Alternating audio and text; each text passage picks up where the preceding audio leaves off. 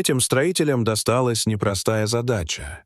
Они должны были возвести дом на скалистом склоне, а путь к нему был длиной 80 метров и представлял собой узкую тропу, извивающуюся между крупными валунами и густыми зарослями кустарника. Это означало, что все материалы приходилось носить на склон вручную, что было не просто тяжело, это было изматывающе и опасно, особенно в дождливую погоду, когда земля становилась скользкой, а камни предательски катились под ногами. Каждый день начинался для рабочих с изнурительных подъемов и спусков по этому крутому склону, а ошибки могли стоить серьезных травм. К счастью, у подножия холма для них обустроили 2 специальных парковочных места только для строителей и грузовых машин с материалами. Там установили знаки, строго запрещающие парковку посторонних, чтобы эти места всегда оставались свободными для подъезда грузовиков и облегчения разгрузки. Однако неподалеку находился детский сад, и многие родители, которым было лень искать свободное место, начали оставлять там свои машины незаконно сразу после начала стройки, несмотря на предупреждающие знаки и просьбы рабочих. Когда рабочим требовалась парковка для приема и разгрузки материалов, они старались действовать максимально вежливо, подходили к водителям, объясняли ситуацию и просили переставить автомобили. Чаще всего этого хватало, и люди понимали, что на кону безопасность и бесперебойность строительства. Но в тот день все пошло не по плану. На одном из этих мест стоял темно-синий внедорожник, и в нем сидел мужчина, который, судя по всему, ждал, когда его ребенок выйдет из детского сада. Прораб по имени Сергей подошел к водителю и спокойно, без агрессии, объяснил, что тот припарковался на месте, предназначенном исключительно для доставки стройматериалов. Сергей постарался подчеркнуть, что ситуация срочная. Грузовик с важными балками и досками для перекрытий уже подъезжает, а разгрузка займет не меньше часа. В этот момент зазвонил телефон. Это был водитель грузовика, сообщивший, что он будет на месте через несколько минут. Сергей вновь обратился к мужчине с просьбой срочно освободить место, но тот лишь раздраженно поморщился и, не скрывая злости, ответил: «Я занял место первым, а вашего грузовика здесь еще нет. Значит, ищите другое место». Через пару минут за поворотом показался массивный грузовик с надписью «Мосстройтрансс», медленно и тяжело поднимающийся на небольшую горку, чтобы остановиться у стройки. Сергей снова посмотрел на мужчину, но тот поднял стекло и сделал вид, что не слышит больше ни слова. Сергей, из последних сил сдерживая раздражение, улыбнулся и помахал ему через стекло. Мужчина нехотя приоткрыл окно и раздраженно крикнул: «Я уже все сказал! Ищите другое место!»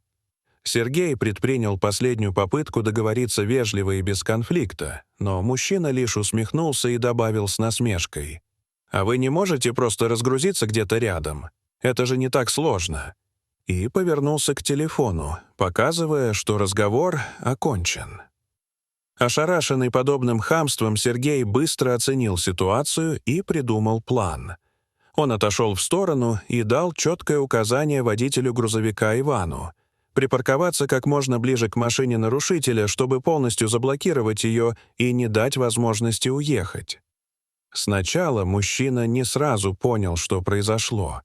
Он продолжал сидеть в машине, но когда через несколько минут из дверей детского сада выбежал его маленький мальчик, он осознал, что водительская дверь теперь не открывается. Кузов грузовика оказался так близко, что пространство между машинами стало меньше нескольких сантиметров.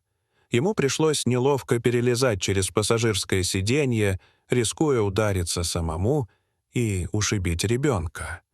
Когда он, наконец, усадил мальчика на заднее сиденье, его злость достигла пика. Он выскочил из машины, буквально кипя от ярости, и закричал на рабочих: «Мне срочно нужно ехать! Уберите свой чертов грузовик прямо сейчас!» Но прежде чем Сергей успел что-либо сказать, вмешался Иван, сохранив абсолютно спокойный вид. «Сожалею, гражданин, но это невозможно. Мы уже начали разгрузку, а по политике нашей компании я не имею права сдвигать машину с незакрепленным грузом. Извините».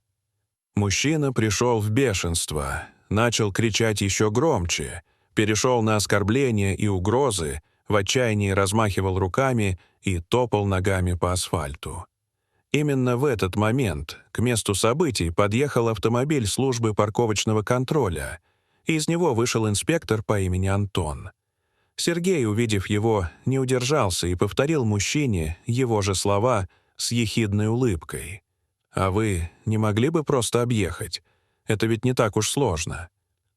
Мужчина, охваченный паникой, завел двигатель и начал безумно пытаться выбраться. Он резко сдал назад, ударившись о борт грузовика, затем попробовал заехать на бордюр, чтобы обогнуть преграду по тротуару, но застрял, беспомощно буксуя на мокрой траве. Из салона слышались крики с нецензурными словами. Ребенок на заднем сиденье испуганно плакал. Инспектор все это время спокойно наблюдал за ситуацией, затем подошел к машине и потребовал, чтобы мужчина вышел. Нарушитель стал что-то мямлить, придумывая оправдание и перекладывая вину на строителей, но когда понял, что инспектор видел все своими глазами, на его лице отразился настоящий ужас. Антон вызвал наряд, и мужчину арестовали за создание угрозы жизни ребенка, неосторожное вождение и повреждение чужого имущества.